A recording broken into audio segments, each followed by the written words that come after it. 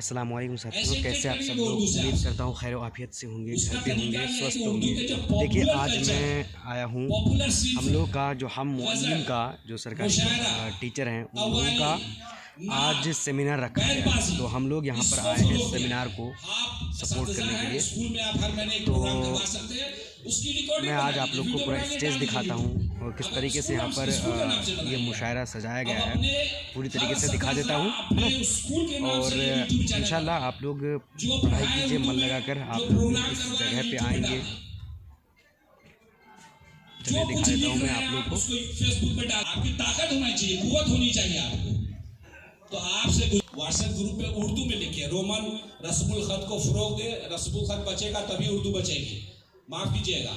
और कोई नहीं बचा सकता है उर्दू को, आप। और आज के दौर में सोशल मीडिया, इंटरनेट मीडिया की एक खासियत बता दें आपको क्या है। आप कुछ लिखते हैं, कहीं लिखते हैं, आपका जाया हो जाता है, कभी छपा कहीं नहीं छपा, हाँ जाया हो गया। लेकिन आप एक मर्तबा इंटरनेट पे कोई चीज डाल देते हैं, वो जिंदगी भर के लिए महफूज हो जाती है। उसका आर्काइव जो है, मुहाफिज खाना जिसको archive, internet media, social media की सबसे बड़ी ताकत है। आप 10 साल पुरानी कोई चीजें आप खोजेंगे, आप